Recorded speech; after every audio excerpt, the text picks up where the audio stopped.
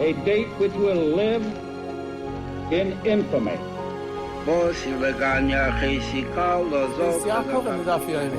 Both of those projects, initiatives, got off the ground because of the Guerrero. For the 11 Olympic team members slain in West Germany, the Olympic Games... Zugerecht waren Brüder in Amerika. So tausend Schabbos at this guitar. Out of the 24 who were killed were Americans who had come to learn in Hebron. I say 1 million Jewish children who were made to be cut loose.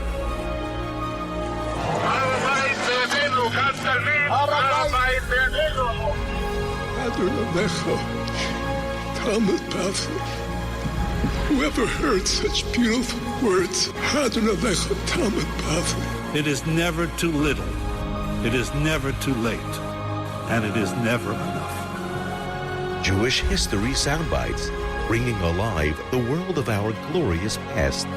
Here is our host, live from Jerusalem, Jewish historian and tour guide, Yehuda Geber. Yehuda Geber with Jewish History Soundbites, and this special Tisha B'Av episode in our ongoing series of Jewish Saviors of the Holocaust has been generously sponsored by Aleph Beta. And with Tisha B'Av approaching, I want to encourage all the listeners of Jewish History Soundbites to check out Aleph Beta's collection of Tisha B'Av videos. Rabbi David Foreman, the founder of Aleph Beta, explores some of the most well-known Tisha B'Av texts to discover the deeper meaning and relevance of the day. And there's some great news for Jewish History Soundbites listeners. For a limited time only, all listeners of Jewish History Soundbites will get an $18 discount off of the annual Aleph Beta membership, which gives you access to all the Tisha B'Av videos and plus hundreds more throughout the year on the Parsha, on Yom Tovim, on all the holidays. All you need to do is go to alephbeta.org. That's ALEPHBETA.org. ALEPHBETA.org. And you go into the coupon code SOUNDBITES22 when you check out. So the coupon code is SOUNDBITES22 for the $18 discount on the annual premium membership for all Aleph Beta content. I happen to love their content and I use it all the time. They have great stuff, and I really think that listeners of Jewish History Soundbites will enjoy it as well. It's one of those websites that are producing very, very good stuff, in depth, really from a whole variety there, and I really think you'll enjoy it. So I highly recommend that you check out Aleph Beta, and you won't regret it. So we're here ready for Tisha B'Av. Just came back off of a great trip to the United States. Met many listeners of Jewish History Soundbites. That was very exciting. It's it's always fun to spice up the 9 days with exciting reunions with Jewish History Soundbites listeners. I had a great tour in Mount Judah Cemetery last Friday, where I met up with some listeners and lectures and shuls and bungalow colonies and all over. A really great time. Nice, great topics for all the 9 days lectures that I had. And it was great to meet you all. Hopefully we'll have an opportunity to meet again and meet those who tried to be in touch and unfortunately didn't work out because the trip was so quick. Also, I'd recommend you check out the latest Headlines podcast of Reb David Lichtenstein, where he discusses the Warsaw Ghetto and the Warsaw Ghetto Uprising, where I was interviewed about the Warsaw Ghetto and the Warsaw Ghetto Uprising. I think that it would be an enjoyable topic and also apropos for the days that we are in. Also, of course, the death of Vin Scully, the legendary sports broadcaster for the Brooklyn Dodgers and later the LA Dodgers for, 60, 70 years. How long was he in it for? So it's almost Jewish history, a guy like Vin Scully die. So I guess it's worth a mention. Either way, let's get to our topic of today. The topic of today is the working group of Slovakia, of the several members, all of whom were heroes. Rav Michoel Ber Weissmandel is most well known in the religious community. So people consider it a famous story, yet the details are not so well known. In fact, they're very not well known. They're not only not well known, there's a lot of misconceptions and a lot of mistakes, and it's unfortunate because it's such a good story, and it's really a pity to have the whole story wrong, because it's probably the most prominent and most important story of Jews saving Jews while under Nazi occupation of the entire Holocaust. I can think of no parallel where anything comes close to the activities and scope of the activities of the working group in Slovakia. In Bratislava, the capital of Slovakia, used to be called Prešburg. When Slovakia became an independent country, so Bratislava was the name, and that is the name until today. That's where the working group was based out of. And it's also a long story, and it's kind of a disservice to try to attempt to get the whole story into one episode. But we'll try anyway. Also, the story of the working group and Rav Michoel Ber Weissmandel will probably anger all the right people, because everyone has their preconceived notion about what the story really was, and I'm going to try to stick to the truth. So if it angers the right people, that's excellent, because it's a Tisha B'Av episode, and you're not supposed to be happy on Tisha B'Av. So if it would be an episode that would make you happy, then that would be counterproductive. So it's better to be angry than to be happy. And there's a lot of, like I said, there's some misconceptions, there's truth. It's a story that's been politicized with various people who had different agendas throughout the last 75 years or so, even by some of the participants themselves, which is really interesting, and we're going to have to really sift through it to get to the real story. His story, and really it's the working group story, has been hijacked over the years by all sorts of involved parties to serve their respective agendas. And I think that the story is fascinating and heroic enough on its own merits without any of the additions and censorship. Now, there's a lot of scholarship devoted to it. Quite a few members of the working group survived and wrote their memoirs, including Rav Michoel Ber Weissmandel, Dr. Oskar Neumann, Andrej Steiner, a couple of others. And there's also a lot of scholarship devoted to it. There's books written about. Abraham Fuchs wrote it from Rav Michoel Ber Weissmandel's angle. Others have written about Gisi Fleischmann, who was killed in Auschwitz. Others have written about the story in general. And especially, let's take, for example, the greatest Holocaust historian in the entire world, Professor Yehuda Bauer, who's in his 90s and still producing new scholarship. So he's written about this, and in general, he's become a great shaper of Holocaust historiography. He's an incredible researcher. I've been privileged to hear him lecture several times live, and I've read his books.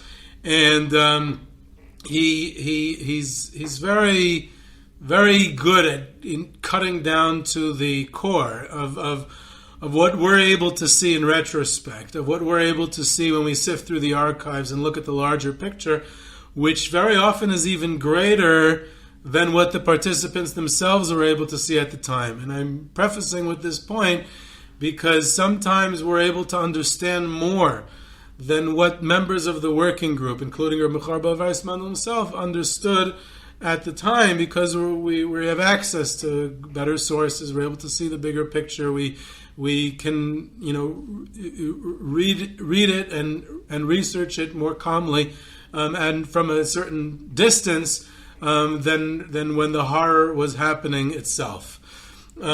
So Slovakia was a very unique situation. The reason the working group was able to do what they did was because of Slovakia's unique situation. They were literally the only country that had this situation. In Nazi Europe during World War II, you're usually one of three areas. Either you're in an allied country, such as England, or the area of the Soviet Union that was never occupied by the Nazis, or neutral countries like Switzerland or Sweden, which were not occupied by the Nazis. That's one area to be in. That's a relatively safe area. The second place to be in is under direct Nazi occupation, anywhere where the German armies occupied in the course of their war in World War II. The third place to be in is in a Nazi allied country, a Nazi allied country such as Italy, Bulgaria, Romania for most of the war, Hungary for most of the war. I'm forgetting a few, but there's several more. So Slovakia is literally in its own category. It is a puppet state of the Nazis, taken after the Munich Agreement, when Hitler takes over the Czech lands, Bohemia and Moravia. So Slovakia becomes a puppet state, pro-Nazi. The Hlinka Guard, Józef Tiso, a Catholic priest, becomes the dictator of Slovakia, and they're very anti-Semitic. And so they're a puppet state, Nazi collaborators, but not really under direct Nazi occupation. There are SS in the country. There is very close cooperation, and they're total collaborators, possibly even the worst collaborators. Maybe Croatia might be worse. People always ask me on trips, who are the worst collaborators? Was it Ukrainians? Was it Lithuanians? Was it this? Was it that?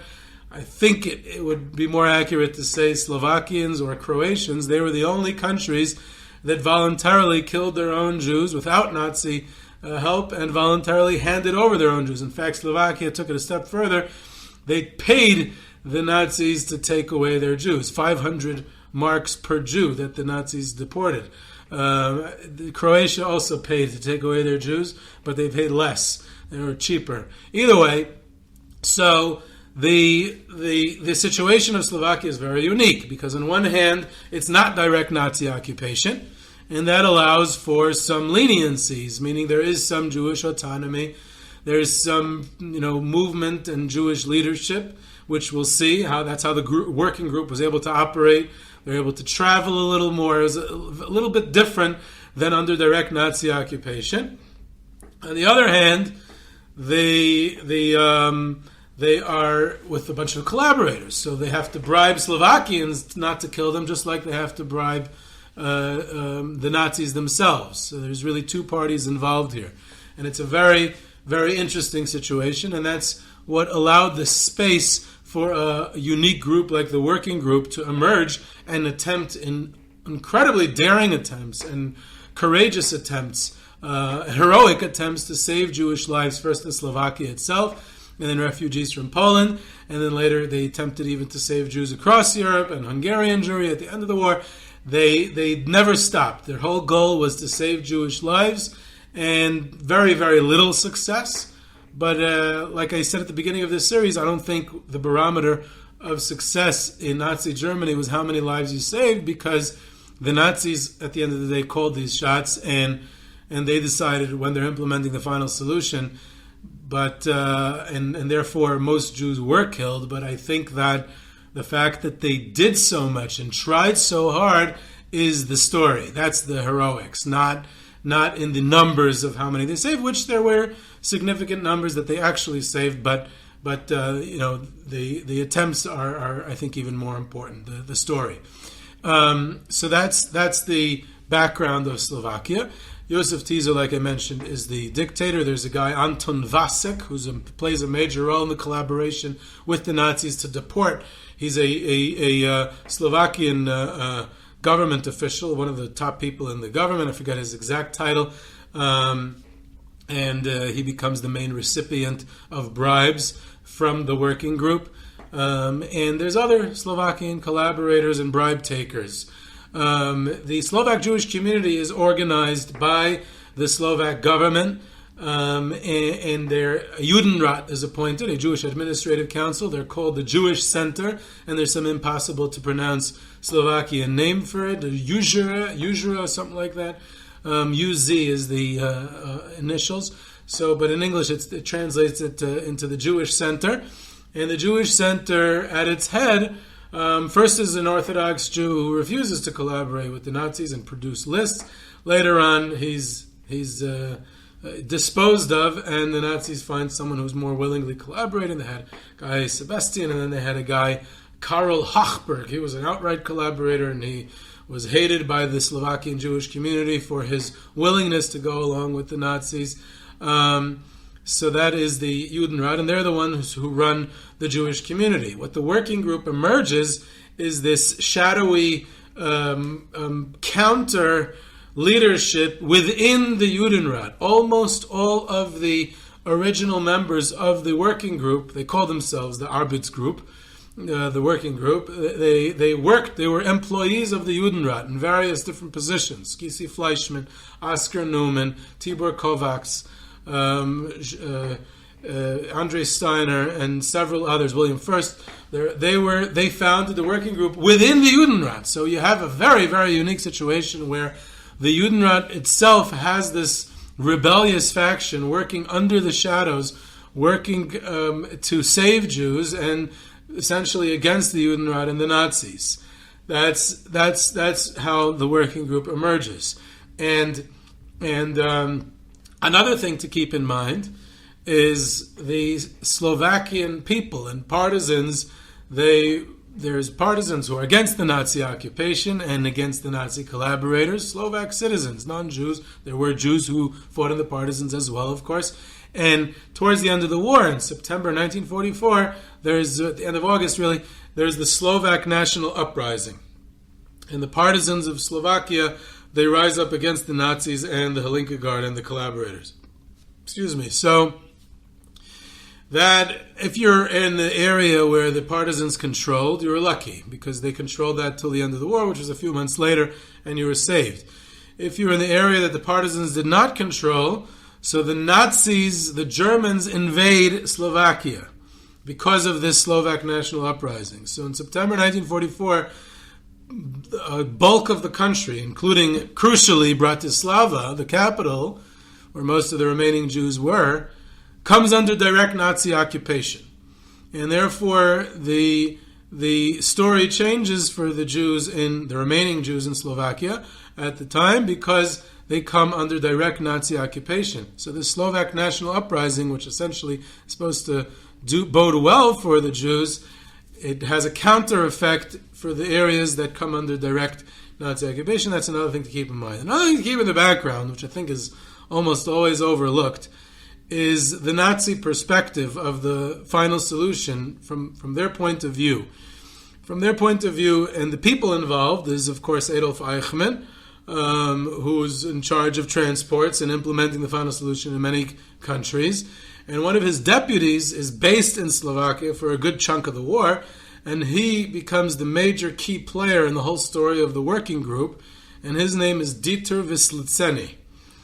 And he is, caught after the war. He testifies for the prosecution at Nuremberg. His testimony proves crucial for the prosecution of Adolf Eichmann 15 years later in Israel. In 1948, he is tried. He's extradited and tried in Czechoslovakia and hung or killed for his crimes against humanity, war crimes. He was a terrible SS.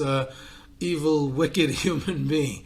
Besides for that, he also was the main negotiator with the working group in all their negotiations, in all their bribery. He was the point man, Eichmann's deputy, and he happened to have a personal connection with Heinrich Himmler, the chief of the SS himself. And one or two times he bypassed Eichmann and went directly to Himmler.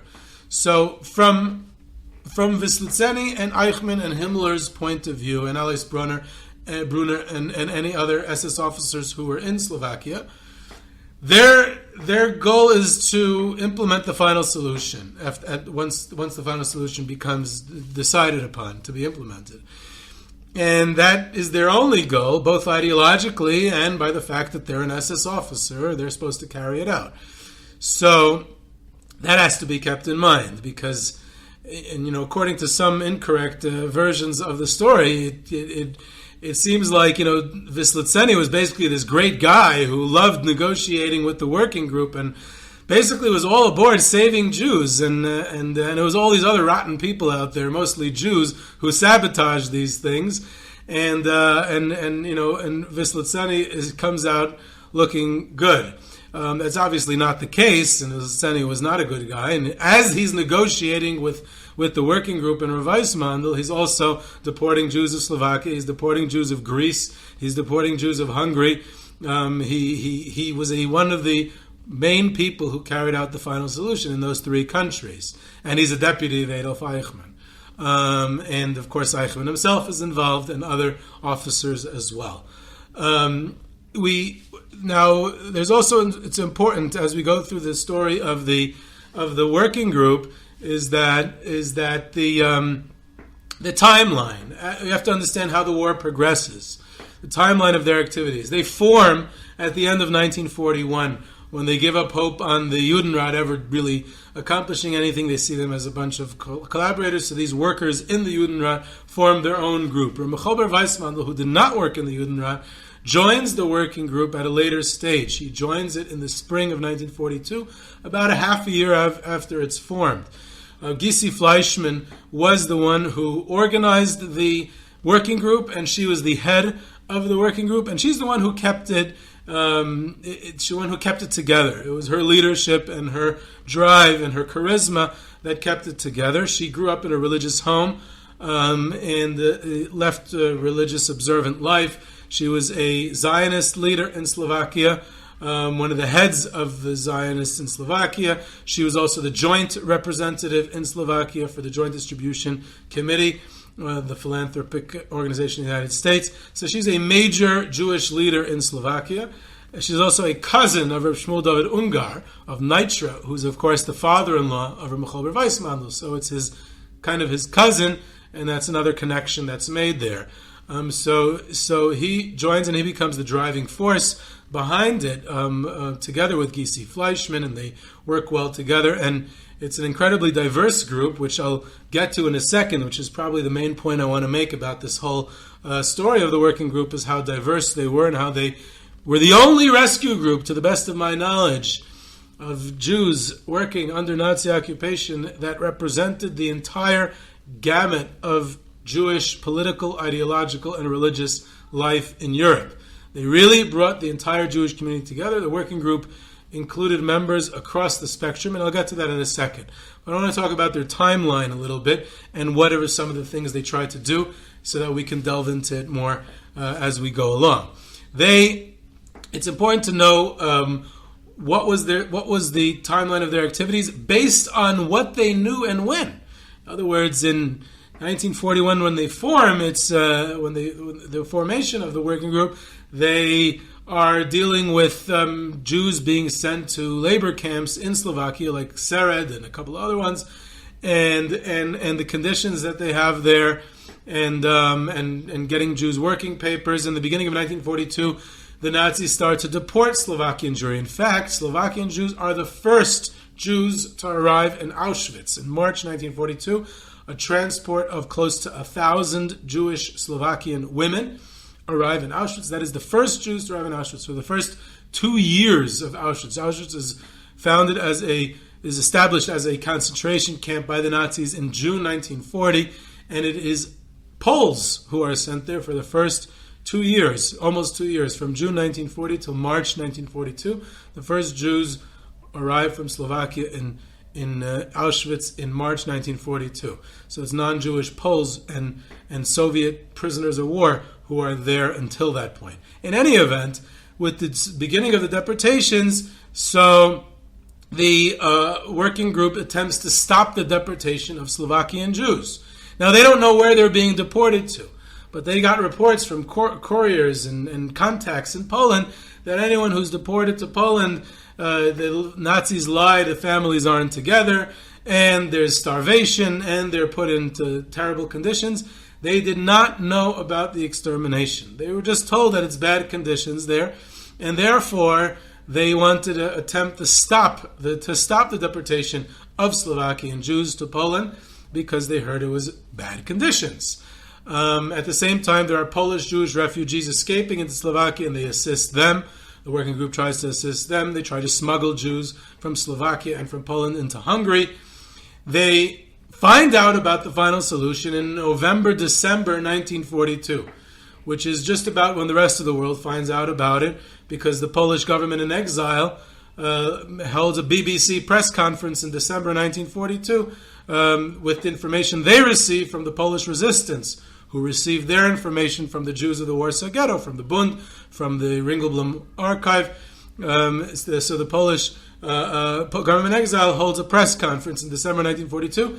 At around that same time, Rav Michoel Ber Weissmandel finds out from his own contacts about the final solution, and he himself and the working group did not know about it until November or December 1942, and the working group is shocked, and they decide to disseminate the news of the final solution to their contacts, primarily in Switzerland and Hungary. That's where their contacts were, and from there it goes beyond. It goes to the rest of the world.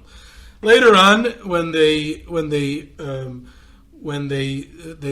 also have a plan to save the remaining Jews of Europe in late 1943, what Rav Michoel Ber Weissmandel conceived of as the Europa plan, to save the remaining Jews of Europe. About 1 million Jews were still alive in Europe at that point, according to their calculation, and they were going to enter negotiations with Vyslitseny to save the last Jews of Europe under Nazi occupation, and for bribery, and that was quite an unrealistic plan, but we'll get into it, and we'll see what the working group thought, what were their goals with the Europa plan, and why ultimately it didn't work, because that's a matter of controversy until this very day.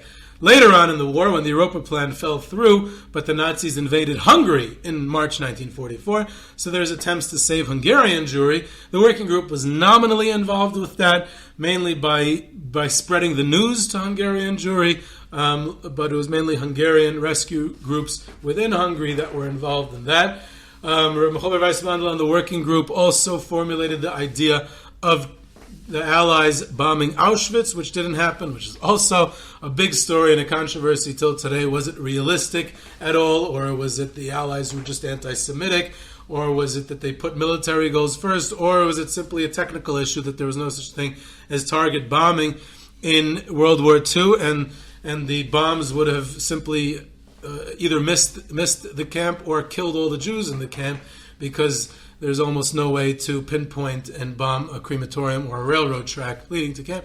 But I'm not going to really get into that story because it's so controversial, and anyone who speaks about it gets so emotional about it, and you would need a lot of time to really explain the story of the idea to bomb Auschwitz, that I don't know if we'll have time to get into it this time. But the point I'm trying to make is that the idea, it comes from the working group, and therefore that's to their credit as well, because again, they're trying everything. They're seeing any possible way to save Jewish lives, and the fact that it might be unrealistic is not to be looked down upon, because they're looking at a very desperate situation, and it's from their limited perspective at that time, and to their understanding, this is a possibility to save Jewish lives. Then let's pursue that possibility, and therefore no one else was pursuing these possibilities, and they were. And I think that's what's important here. And then in September 1944, following the Slovakian national uprising and the Nazi occupation of most of Slovakia, so then they renew the deportations of the last Slovakian Jews, which had stopped for nearly 2 years. And there's the attempts of the working group to save the last Slovakian Jews during this last few months of the war, following the Slovak national uprising. So who's in the working group? So there's Gisi Fleischmann, like I said. She is a prominent Zionist leader, used to be religious, not anymore at this point. She's a representative of the Joint. She's represented the Jewish Agency. She is the leader of the working group, the founder, and the one who keeps it all together. She's killed in Auschwitz in the last transport that left Slovakia at the end of October 1944. There's Rav Michoel Ber Weissmandel, who joined the working group in the spring of 1942, and he becomes the driving force, the energy, the charisma. He has a tremendous impact on the activities on the working group. He's probably the most active member, getting everyone to get moving and to take even the most unrealistic rescue schemes and pursue them. He has a big impact on other members of the group. He lost his family in Auschwitz. He escaped from the train. They were unable to escape, and he suffered some sort of breakdown after the war, and it was very unfortunate, and really suffered terribly in the years after the war. He never really was able to recuperate, and that affected everything about his life, and he passed away young in 1957. Another member of the working group was Avraham Armin Freider, who was a Neolog rabbi. A Neolog was like, conservative Judaism or Reform Judaism in Hungary and Czechoslovakia, that area of the world. So he was like a progressive rabbi, not Orthodox, kind of like traditional, somewhere in between, hard to describe. And he was a Zionist as well, which was rather uncommon for Neolog rabbis, because the Neolog believed in integrating into Hungary or Slovakia, wherever you lived, and here he was also a Zionist leader, and he survived the war but passed away at the young age of 35, 1946, a year after the war. Oskar Neumann was a secular Zionist leader in Slovakia. He was a prominent member of the Judenrat. Dr. Oskar Neumann, actually, he survived the war. He passed away in Israel in 1981. Andrej Steiner is probably the most important member as far as our story is concerned, because he was non-ideological. He was an assimilated Jew, no connection to Jewish religion whatsoever, but he was non-ideological. He didn't align himself with any political or religious part of the Jewish community at the time. He was there just to rescue Jews. He started off as a professional. He was an architect, and he was brought in as a worker in the Judenrat as an architect because of the labor camps and so on, and he stayed there and joins the working group and becomes one of the most prominent members and key point men in negotiating with the SS officer Dieter Wislitzeny. And what's even more important about Andrej Steiner is that, unlike most of these others who were either killed or died shortly after the war, Andrej Steiner lives to the ripe old age of 100, almost 101. He died in 2009, just a few years ago. So he lived long enough to really write his memoirs, to really be interviewed by Claude Lanzmann and others. Sat for several interviews. The Claude Lanzmann interview, which is available on Washington Holocaust Museum's website, is fantastic. Whatever you want to say about Claude Lanzmann, and he's not a great interviewer, but Steiner is fantastic. If you want to really enjoy it, I watched the whole thing from beginning to end. Andrej Steiner's interview is really passionate. The way he talks about Rav Michoel Ber Weissmandel and Gisi Fleischmann and the working group, it's really, really insightful. So I recommend it. So he gives a real full picture from his perspective of the activities of the working group. Another member was Dr. Tibor Kovac. He was an assimilationist Jew. He had a close relationship with Anton Vasek. He was in his class. He was a classmate of his growing up. So he was the one who bribed this Slovakian leader to stop the deportations of the Jews from Slovakia. He died in 1952 by suicide, actually. There was another early member of the working group. It wasn't clear if it's Shlomo Gross or Shalom Gross, who was the Orthodox member before Michoel Ber Weissmandel came into the picture. It seems that he was killed. I wasn't able to get a clear picture on what happened to him, what was his fate. So those are the members. Now, why is it so important that those are the members? Because very often the narrative about the working group is very often the other members of the working group are completely ignored. It's Rav Michoel Ber Weissmandel operating alone, and he's the one who did it. And somehow, very often the narrative goes something like this. Religious Jews, like Rav Michoel Ber Weissmandel, were keen on rescue, and he met with the apathy of secular Jews on the outside world, outside Nazi occupation. And because they were secular, they were Zionists, which is kind of like even worse than secular, they did not want to rescue Jews. And it's this clash between religious and secular. It's this clash between Zionists and non-Zionists, with Rabbi Weissmandel being the hero and the secular Jews being the villain. Right? And somehow the Nazis are on Rabbi Weissmandel's side all the time in this story. So the reality is that Rav Michoel Ber Weissmandel may have been the driving force and the most energetic and charismatic and the one who came up with a lot of these incredible ideas of rescue, but at the end of the day, it was the working group all together, and it was this team, and only as a team were they able to do what they did and accomplish what they did, and all of them had the same drive of rescue, and Gisi Fleischmann was at the head. And Rav Michoel Ber Weissmandel worked with all these secular Jews, with Gisi Fleischmann, the Zionist and representative of the Joint, the two big enemies, right? she's that. And Dr. Oskar Neumann, the Zionist, and Armin Freider, the Neolog and Zionist, and Kovac and Steiner, who are the assimilationist Jews. They're all working together, religious and secular, Zionist and non-Zionist, because they only have one thing in mind, and that's the rescue of the Jewish people, no matter who they are and what they are. And they meet with apathy on the outside, and here's another secret. They met with apathy on the outside from everyone, both the religious organizations and the secular organizations. The main ones were the secular ones because they had all the money. The Joint had the money. And it's Gisi Fleischmann, as a representative of the Joint, who's primarily in touch with Sally Mayer, the representative of the Joint in Switzerland, and she gets frustrated at how could you not trust me? We were both working for the Joint, and I'm a leader, I'm a well-known person. How could you not trust me that I'm actually going into negotiations with Vyslitzeny, and he's willing to accept bribes, and this can rescue people? How can you not believe it? How can you be talking about formalities and bureaucracy and currency exchange when you know who I am? So it really has nothing to do with secular and religious and Zionist and non-Zionist. It has to do with a team who are both religious and secular, both Zionist and non-Zionist, working together to rescue Jews.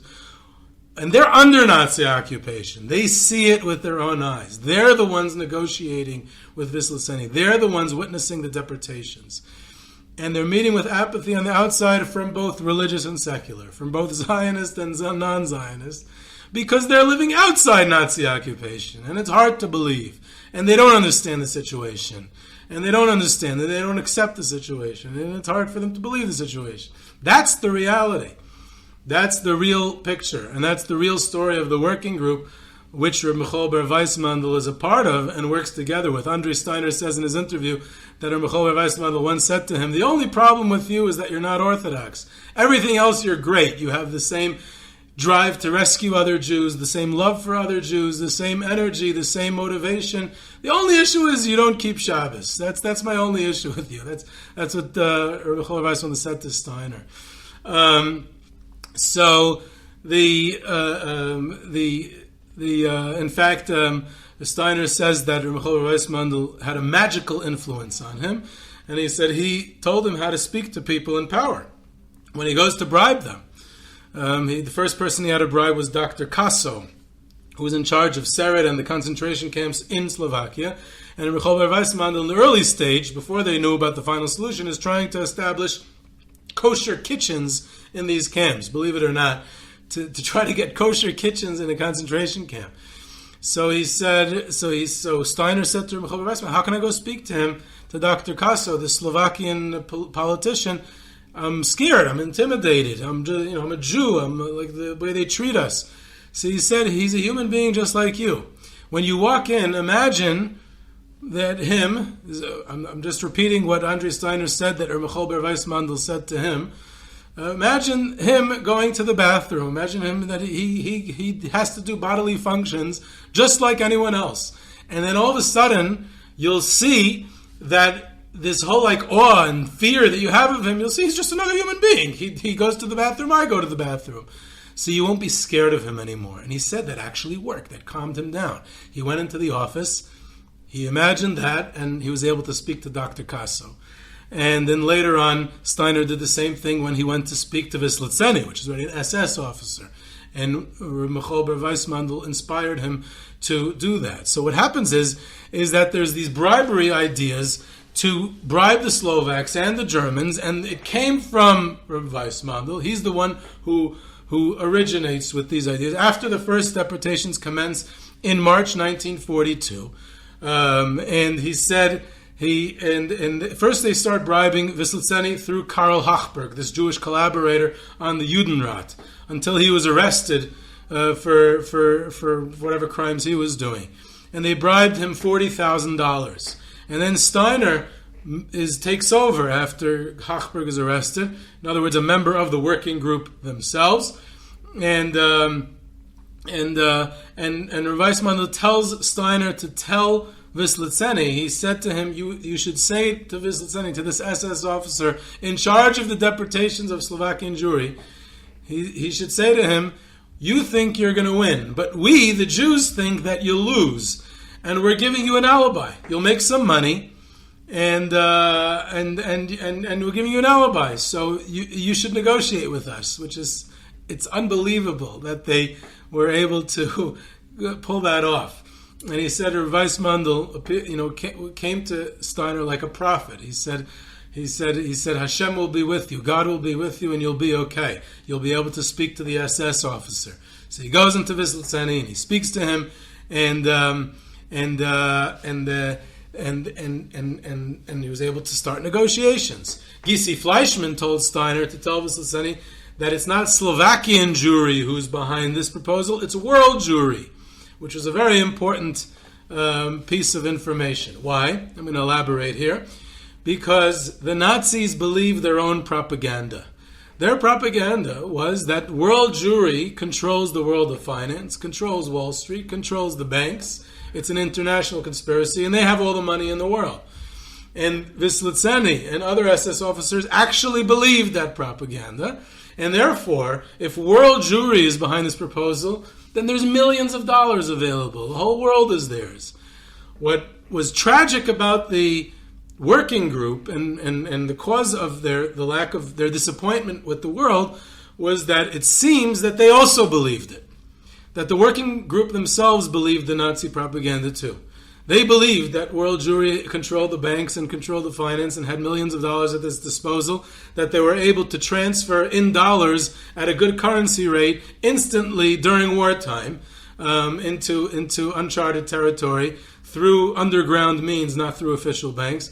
And since they believed that, they got very, very frustrated when the world Jewry did not provide that money instantly and didn't believe them and couldn't get them the money. So that seems to be a bit of a tragedy of the working group, is that they didn't realize this and they didn't understand the realities of wartime and the realities of world Jewry, and that Nazi propaganda isn't always reflective of the reality of the world Jewry controlling finance. By the way, I'm sure world Jewry would love to control finance, but I don't know if they do. Until today, I'm not sure if they do. So with Gisi Fleischmann's advice and with Rav Weissmandel's advice, the Steiner goes in to meet Vyslitseny, and they are able, and Vyslitseny is open to it. And there was a wealthy Slovakian Jew named Shlomo Stern, an Orthodox Jew, who provided the initial funding. He had cash reserves, and he was this philanthropist. He's a great hero, unknown. People don't know this name, Shlomo Stern, who provided the initial bribes for Vyslitseny. Also another hero of Jewish history who most people don't know about. Cash, directly to Vyslitseny. He took the money happily. More so, he took the alibi. The purpose of the bribes was to stop the deportations of Slovakian Jews, even though the working group did not yet know about the extermination or final solution. This is the summer of 1942. They only knew about it at the end of the year, around December. But why do they want to stop the deportations? Because they want to prevent deportation to a bad situation in Poland or bad situation in whatever camps they're being sent to. So Dr. Kovac is working on the Slovak end. Steiner is working on the German end through bribery. A subsequent meeting with Vyslitseny said he got permission from Eichmann and he sent the money to Berlin. And Vyslitseny emphasized that he sent the money to Berlin because he is a good Nazi. He's not keeping it for himself. He's sending it through official SS channels back to Berlin. So in the meantime, the working group is getting more organized. They become completely devoted to saving Jewish lives. Dr. Freider, Dr. Kovac, and Rav Weissmandel continue working with the Slovaks. Steiner and Rav Weissmandel thought that bribery worked to stop the deportations. Why do they think that? Because in August, the deportations stopped. And until today, there's a debate why they stopped. Did they stop because all non-able-bodied Jews, 2/3 of Slovakian Jewry was already deported to Auschwitz, almost all of them were killed. There were 25,000 Jews remaining in Slovakia at this time, so simply they stopped because they finished the first round of Jews.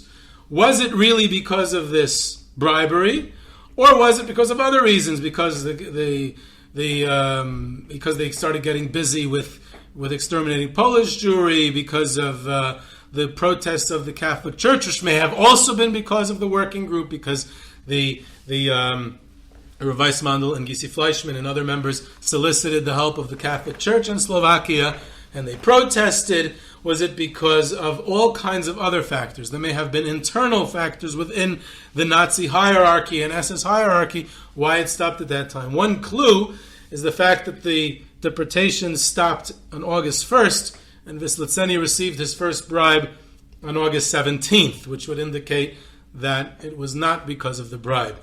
But either way, September, October, even after the bribes, there were another couple of transports, and then they stopped again for 2 years. So why were there more transports in September, October if they had accepted the bribes by then?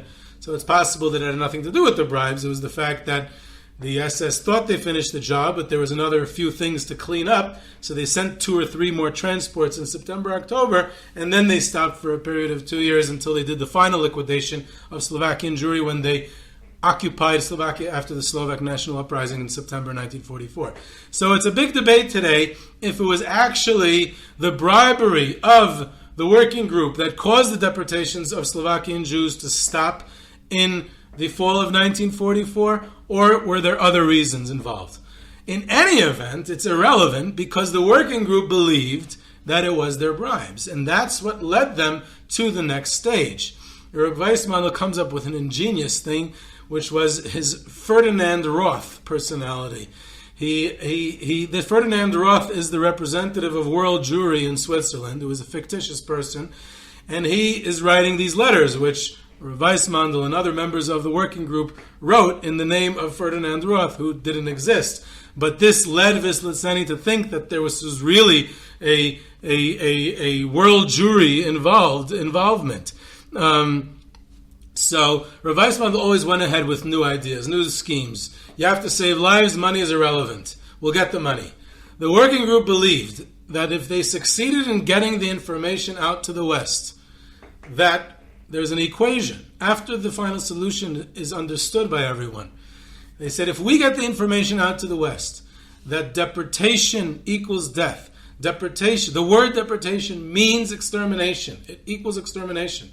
Then every Jewish pocket in the world would open, and the working group would be inundated with money. They'd be mobbed with money, and then we would solve all the problems because we would be able to bribe our way out of everything. That was the philosophy of Steiner, of Weissmandel, of Gisi Fleischmann, of all of them. And they were very, very disappointed when that didn't happen because they disseminated that information. And they miscalculated the reaction of the Jewish world.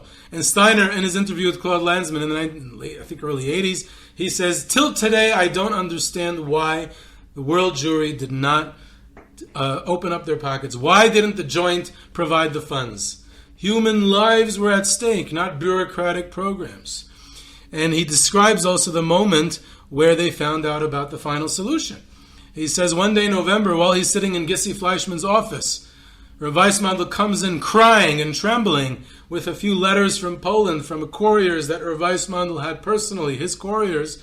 They brought him the news from Poland that deportation means annihilation. Camps means gas chambers. And so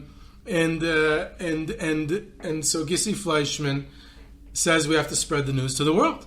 And she and Freider and Weissmandel start writing letters to the whole world, to everyone in Hungary, and the whole world to them was basically their contacts in Hungary and Switzerland, and from there it got to the other parts of the world. And again, they had this expectation that as soon as World Jewry would know about this, they would all send money to save Jews, but it did not happen. So the question is if the bribes with Vyslitseny didn't work because of a lack of funds, or was there a political situation internally in the SS? And that remains the question. But in any event, after this reprieve of Slovakian Jewry, which the working group attributed to the fact that they had bribed Vyslitseny, so Rav Weissmandel says, well, if we bribe Vyslitseny for Slovakian Jews, then why don't we come up with a plan to save all European Jews? And this is the Europa plan. To save all remaining Jews in Europe. Remember, this is already deep into 1943. Almost all Jews who would be killed in the Holocaust were already killed.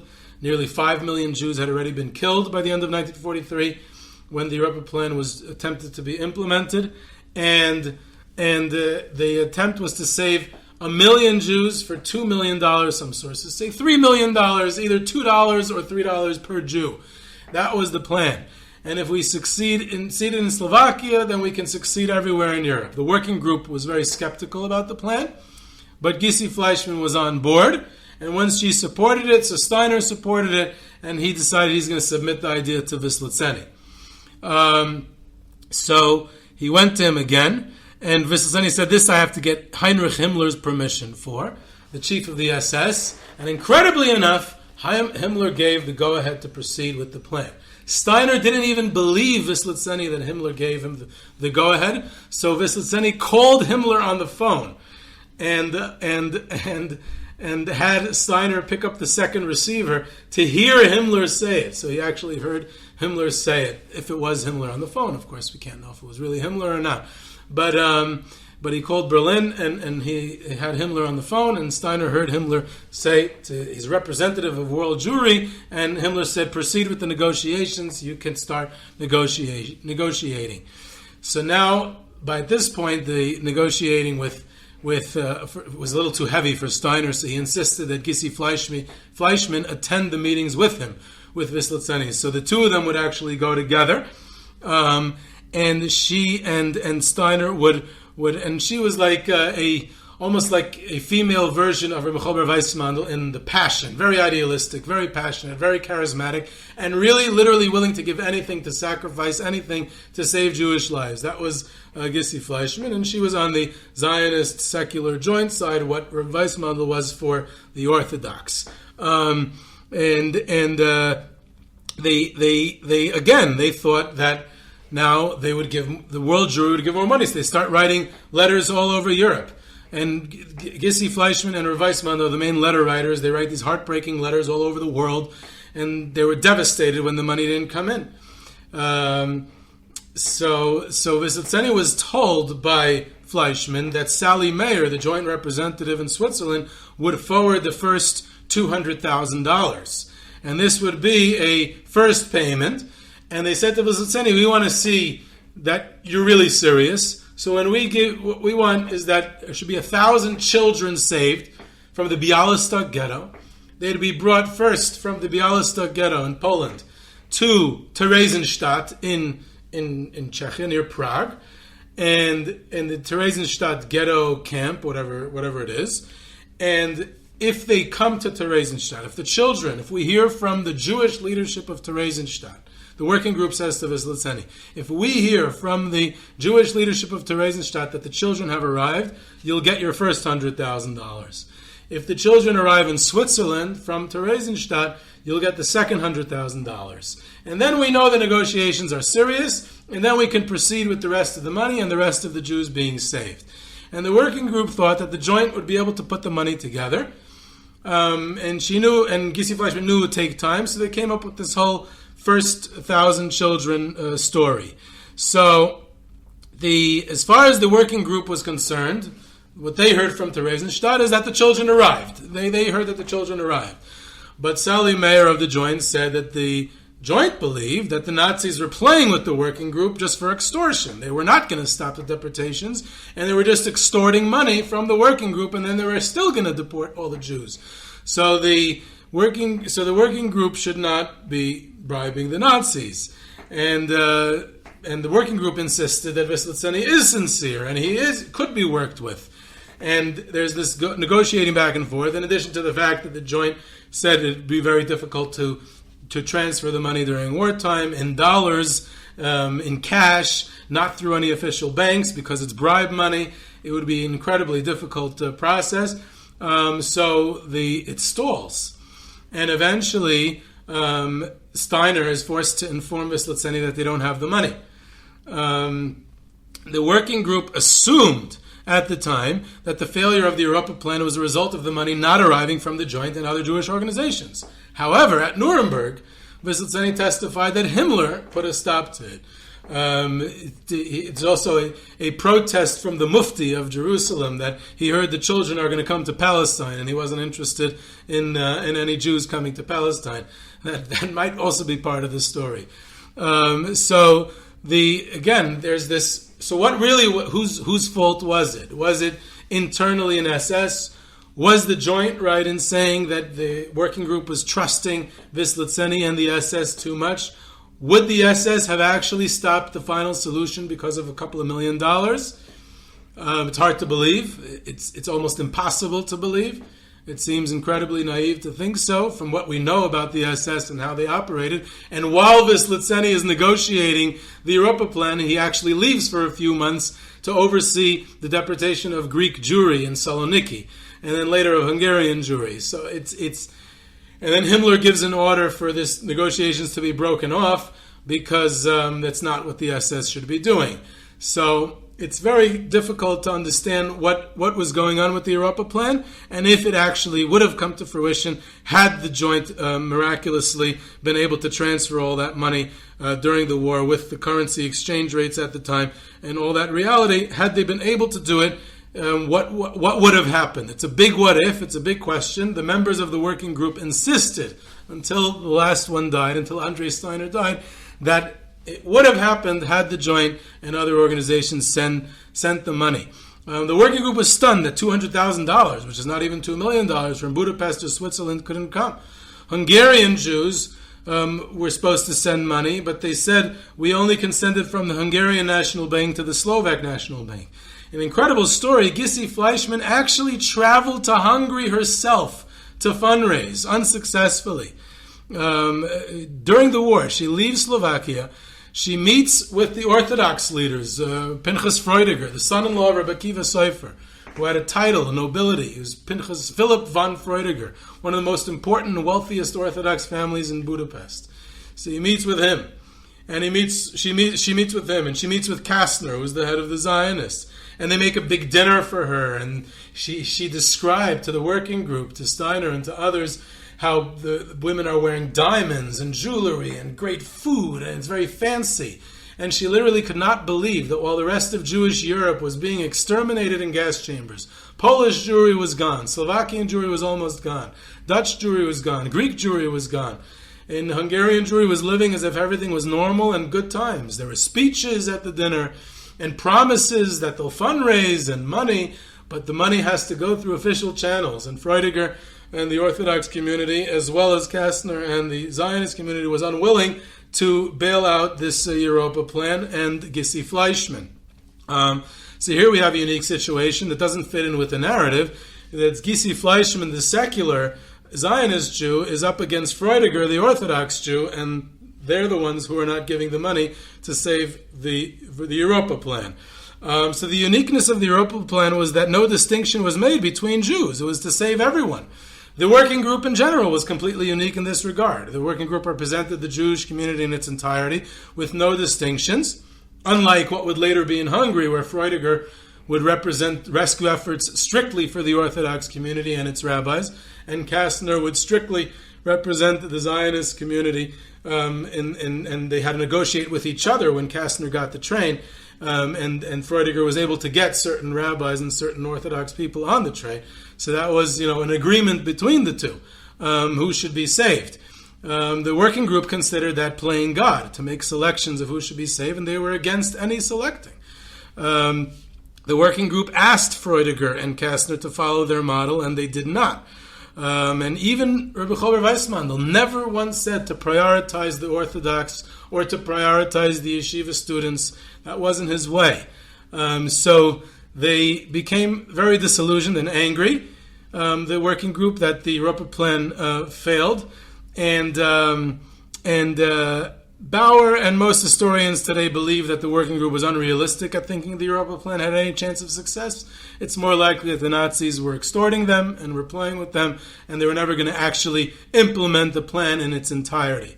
Wislitzeny soon leaves for Greece to organize the deportation of Saloniki Jews to Auschwitz. Later on, he returns to Slovakia. Then the deportations of Hungarian Jewry commence. So he's in Budapest with Eichmann. And then there's the new Blood for Goods plan to save Hungarian Jewry. 10,000 trucks. That becomes more negotiations with the Hungarian rescue committees.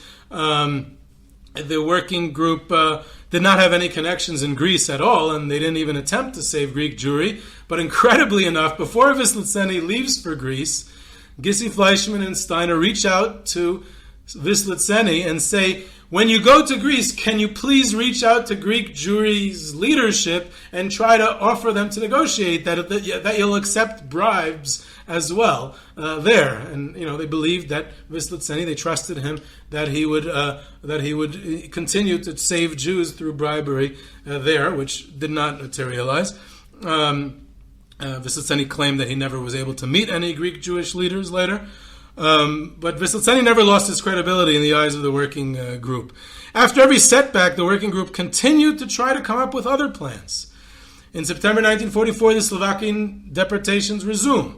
Rav Weissmandel himself was on a train to Auschwitz. He escaped. He begged his family to follow him, and they did not, and he's kind of had a breakdown after the war. He hid in a bunker in Bratislava with the Stropkova Rebbe, and then Kastner arranges his escape into Switzerland in the last weeks of the war. And then after the war, when he arrives in the United States, he basically blamed the whole world, and he accused the whole world, both the religious and the secular, everyone. He was very angry at everyone. But what was even sadder and more tragic was he called himself a traitor to his family, and he called himself a murderer of his family for leaving them behind, which he was not. And other members of the working group tried to convince him that he had a mission, that he was, to save the Jewish people and what he needed to do, and he was able to jump off the plane, and it was to no avail. He never forgave himself. They also play a role. Again, this we're already this is for Tisha B'Av, so there's more time to listen. So even though it's an hour into this episode, I'm comfortable being double the length of time than a normal episode. But I still want to come to the end. I just want to point out that there was several other stories that the working group is heavily involved in. One is the Verba Weizler report. 2 escapees from Auschwitz, Rudolf Verba and Alfred Weizler, Slovakian Jews who escape on April 7th, 1944. And they arrive in Bratislava April 23rd, 1944. And it's Dr. Oskar Neumann, one of the heads of the working group, and 2 others who interview them. And the working group is the one who disseminates this report. And they send a copy to Freider in Budapest. They send a copy to Kastner. They send the copies to Switzerland. And the question is, what do Freider and Kastner do with it? And they don't spread the word among Hungarian Jewry. In fact, I always wonder what would have happened had Rav Weissmandel and Kastner lived long enough to testify at the Eichmann trial. That would have been pretty exciting. Because Freider did. He testified at the Eichmann trial, and when the judge asks him, why didn't you disseminate the news of the Verba Weizler report before the deportations of Hungarian Jewry and give Hungarian Jewry a chance to run away, which is kind of the accusation against Kastner, but Freider is an Orthodox Jew, a prominent individual with a long beard, so it's more exciting to ask him the question. And Freider says, he fumfits a little bit, and he says, well, I didn't really want to sow any panic, and I didn't tell anyone. And all of a sudden, you see, this is on YouTube, you can watch all the testimonies of the Eichmann trial online. You can see it, I'm not making it up. But the gallery starts to yell. They start to protest, and the justice is forced to call a recess to the court because everyone's yelling at Freider. Why didn't he say anything? So that's an interesting story. The Verba Weizler report and the role of the working group in getting that information out. And then another point is what I mentioned before, the proposal to bomb Auschwitz, which is the idea of Rav Michoel Ber Weissmandel. In fact, he had another idea, to blow up a tunnel, a railroad tunnel leading out of Bratislava, which the trains going to Auschwitz used. And he said, I can use yeshiva students from the yeshiva in Bratislava that's still operating in 1944. I'm going to take yeshiva students to blow up the tunnel. And Steiner says that Rav Michoel Ber Weissmandel was nicknamed in the working group the partisan rabbi, because he wasn't just about bribes. He said, Rav Michoel Ber Weissmandel said, I'll use any means to fight the Nazis. We can fight them militarily, we can fight them as partisans, we can blow up trains, we can blow up railroad tracks, We can do bribery, anything to save Jews. It's not limited to shtadlanus or anything else. If we can fight by other means, then that is legitimate as well. So that is a little bit of the story of the working group. Probably the greatest heroes of the Holocaust. If I had to make that judgment, which I hope I don't, because I don't like to rate things or make some people more important than others. But their story of their attempts, the scope of what they tried, and the fact that it was all these different Jews working together, and what they were able to accomplish, their limited accomplishments, and more so what they attempted, what they tried with their negotiations with the Nazis and sending the information out to the world, is unparalleled. And the working group will go down in history as some of the greatest Jewish heroes in some of the most tragic times of Jewish history. This is Yehuda Geber with Jewish History Soundbites. You can reach me at yehuda@yehudageber.com. For questions, comments, sources, tours, trips, sponsorships, and lectures, you can subscribe to Jewish History Soundbites on Podbean or your favorite podcast platform, and I hope you enjoyed.